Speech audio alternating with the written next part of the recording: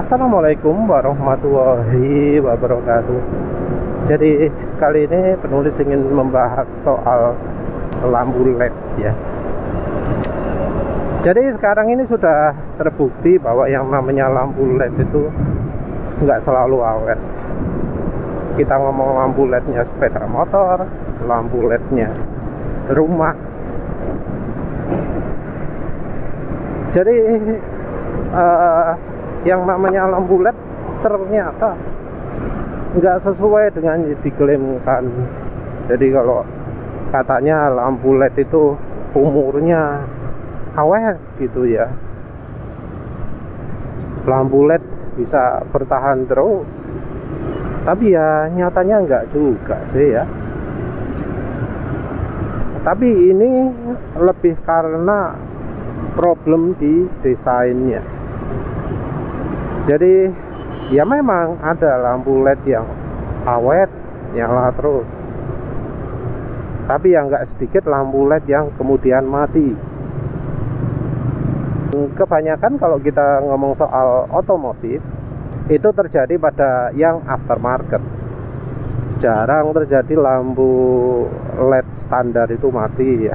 Walau ada juga seperti entah tadi bisa kelihatan nggak ada vario LED, lampu belakang LED yang botol totol itu, yang lampu belakangnya mati. Ada kasus seperti itu. Kalau mati kabeh. Kalau yang buatan pabrikan loh ya, atau mati sebelah. Tapi seringnya yang aftermarket, bahkan untuk mobil. Jadi yang namanya lampu LED itu jadi kelihatan jelek ya kalau yang nyala cuma sebagian, kelihatan ada yang matinya gitu. Jadi kelihatan nggak sempurna. Tapi ya itu ya yang terjadi di aftermarket.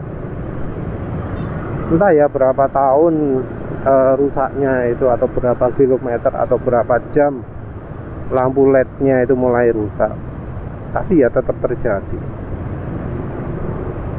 Makin parah lagi kalau kita sudah ngomong lampu rumah. Jadi dulu kalau kita ngomong lampu LED, wah lampu LED itu bisa seumur hidup gitu ya. Tapi ya nyatanya lampu LED di rumah itu seringnya ya mati itu. Biasanya setahun atau 2 tahun gitu, nggak bisa terusan 5 tahun 10 tahun gitu. Dan sepertinya masalah desain. Ada beberapa faktor sih ya yang bikin lampu LED itu cepat rusak. Yang terutama adalah soal panas. Jadi pabrikan lampu LED itu punya pilihan. Apakah lampu LED ini dikasih voltase kecil atau besar? Kalau ingin awet, maka voltasenya pakai kecil. Kalau dikasih voltase besar, ini akan jadi nggak awet. Voltase tentu kaitannya dengan arus juga. Kalau arusnya tinggi, ya cepat panas. Arusnya rendah, ya dingin. Ini berkaitan dengan voltase sama arus ya. Jadi dari pabrikannya itu milih voltase berapa, baik dari sumber dayanya maupun dari hambatannya maupun dari tipe LED-nya. Nanti ketika jalan bisa kehitung masuk arusnya itu berapa. Arus makin tinggi, ya LED-nya makin panas. LED makin panas, ya makin cepat rusak. Jadi ada limit ya. Tentu daya tahan terhadap panas ini juga beda-beda antar merek. Tapi ya prinsipnya sama. Kalau misal kena panas, ya itu bakal lebih cepat rusak. Bukan hanya soal panas saja ya yang jadi perhitungan itu. Dari pabrikannya juga memilih voltase itu untuk menentukan seterang apa satu cahayanya dari LED. Jadi Biasanya lampu LED itu kan terdiri dari banyak LED ya, banyak opo jenenge sel. Kalau lampu LED masing-masing ini dikasih voltase rendah, maka hasilnya cahayanya nggak akan terang. Untuk bisa terang akan butuh lebih banyak. Nah ini kan jadi meningkatkan harganya, karena satu sel mesti ono regane. Oleh karena itu akhirnya ya harus trade off. Mau pilih yang cepet panas atau milih yang terang. Kalau milih yang terang ya mau nggak mau harus panas. Mau milih yang dingin ya mau nggak mau jadi nggak terang. Nah panas ini yang terutama merusak lampu LED-nya. Dan yang jadi problem itu kalau lampu LED itu seringnya dipasang secara serial, bukan paralel. Serial alias kalau ada salah satu yang bermasalah, yang lainnya jadi ikut bermasalah. Jadi ini yang sering terjadi pada lampu rumah ya. Ya tentu juga lampu otomotif, tapi biasanya ya lampu rumah. Lampu rumah itu serial. Jadi kalau ada satu yang rusak, maka yang lain pasti akan ikut rusak. Problemnya adalah lampu rusak ini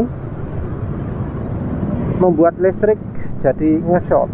Setahu penulis gitu. Jadi ketika lampu LED itu rusak, koneksinya bukan putus, tapi jadi nge-short, jadi nyambung.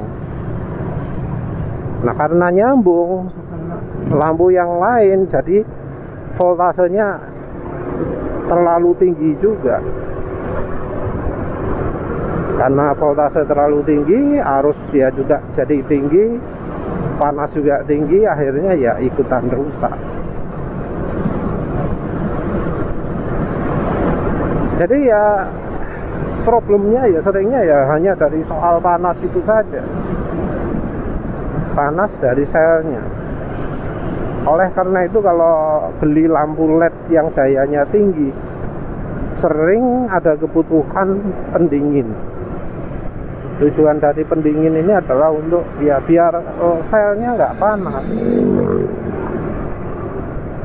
Ya tentu ya yang namanya pendingin juga kemampuannya terbatas. Jadi kadang harus dibantu dengan pendingin yang ukurannya sangat besar. Kadang juga menggunakan kipas juga. Kalau lampu rumah ya jarang kita temui ya yang model pakai kipas. Kalau di otomotif yang banyak. Nah kalau di otomotif ini agak sulit juga ya, karena kadang yang namanya lampu kalau terutama di mobil itu lokasinya di ruang mesin. Padahal ruang mesin itu sumbernya panas juga. Jadi mungkin ada pendingin, tapi ya pendinginnya itu nggak kena angin dingin, tapi kena angin radiator yang panas. Ya jadi kadang untuk merek-merek yang ya kurang terdesain dengan baik, lampunya ya cepat mati. Ya di motor pun terjadi seperti itu. Kalau di otomotif itu biasanya untuk lampu LED yang model bolam itu yang lebih sering cepat rusak. Kalau yang model jejer banyak itu memang sudah dirancang agar ya arusnya tidak terlalu tinggi. Jadi sepertinya dari pabrikannya sudah mendesain seperti itu. Kalau yang untuk lampu single emang ya terpaksa dibuat arusnya besar, dibuat voltasenya besar biar terang.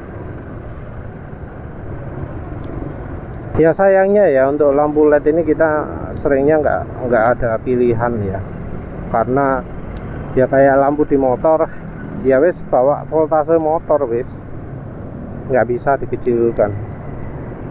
Kalau dikecilkan pun jadi terlalu redup lampunya.